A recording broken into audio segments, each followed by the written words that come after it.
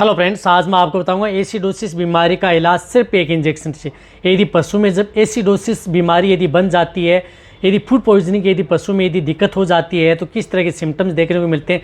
हालांकि उस स्थिति में सिर्फ एक ही इंजेक्शन का यदि आप प्रयोग कर सकते हैं, उसी इंजेक्शन से आप उन पशुओं को बचा सकते हैं। अन्यथा उस इंजेक्शन के बिना आप कितना भी ट्रीटमेंट कर लें, उस पशु को बचाना असंभव होता है। तो कौन सा इंजेक्शन है उसके बारे में आपको शॉर्ट में बताया जाएगा। जो इस चैनल पर अभी नए आए हैं तो पहले आप इस चैनल को सब्सक्राइब कर लें, साथ में बेल आइकन और ऑल वाला ऑप्शन दबाएं, क्योंकि इस चैनल पर भी शॉर्ट में सही जानकारी के साथ वीडियो दी जाती है।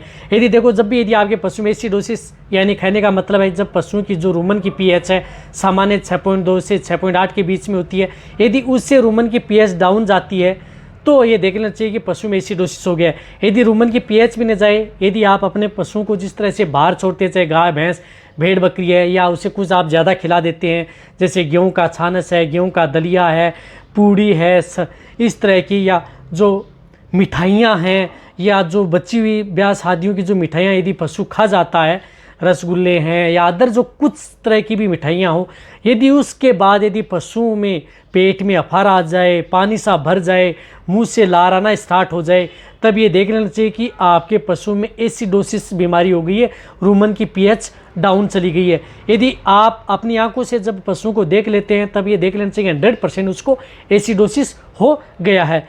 या पशु को बहुत ही ज़्यादा आप डाइट दे देते हैं, बहुत ज़्यादा इस तरह का दाना मिश्रण खिला देते हैं, उसकी वजह से भी पशुओं में एसिडोसिस हो जाता है। तो इसके बचाव के लिए आपको एक ही तरीका है, वह है इंजेक्शन सोडियम बाइकार्बोनेट। एम्प्यूल भी आते हैं 25-25 ml के, जो आपको स्क्रीन पर दिख रहे हैं। रही बात इसकी वाइल भी आती है 50 ml 100 ml की। तो इसको यदि एम्प्यूल लेना है तो जो बड़े पशु हैं, गाय भैंस हैं, उनमें आप 100 ml तुरंत स्टेज में 100 ml से लेकर के 150 ml तक भी इसका प्रयोग किया जाता है। लेकिन गाय भैंस में आप 100 ml, भेड़ बकरियों में आप 25 ml।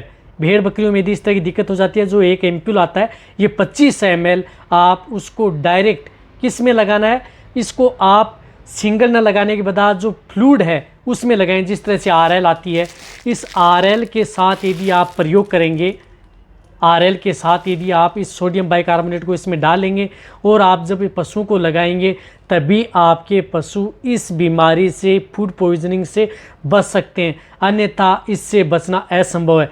एक इंजेक्शन से सोडियम बाइकार्बोनेट, यदि आपके पशु में इस तरह की दिक्कत हो जाती है तो आप RL बोतल के साथ, यदि भेड़ बकरी हैं तो 500 ml के साथ, गाय भैंस हैं तो इसे आप 1 से 2 लीटर RL चढ़ाएँ और उनके साथ आप 100 से 150 ml उस सोडियम बाइकार्बोनेट इंजेक्शन का प्रयोग इस बोतल में ज़रूर करवाएं। ये लगातार 2 से 3 दिन करना होता है। यदि आपको शुरुआती स्टेज में एक बार ट्रीटमेंट कर देते हैं तभी पशुओं में ठीक हो जाते हैं। कई बार ज़्यादा दिक्कत है तो 2 से 3 दिन भी इसका इलाज किया जाता है। लेकिन इस इंजेक्शन यानी सोडियम बाइकार्बोनेट के बिना इस बीमारी का इलाज बिल्कुल भी नहीं होता है।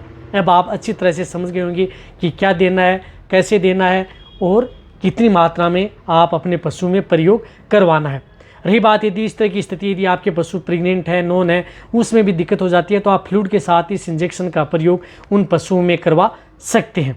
तो ये वीडियो अच्छी लगी है तो नीचे के कमेंट में लिखिए। मेरी वीडियो को जितना हो सकता है पशुपालक या वेटरनरी असिस्टेंट हैं उनके साथ शेयर करें। इसी तरह की आपको हर तरह की जो बीमारियां होती हैं उनमें किस तरह का जो मेन इंजेक्शन होता है, सपोर्ट थेरेपी के तौर पर तो आप कई इंजेक्शन लगा सकते हैं, लेकिन जो मेन इंजेक्शन उन बीमारियों में होता है कौन सा होता है, उसका क्या, किस विधि से, कितनी डोज, वह आपको इस चैनल पर समय समय पर ऐसे ही मिलती रहेंगी।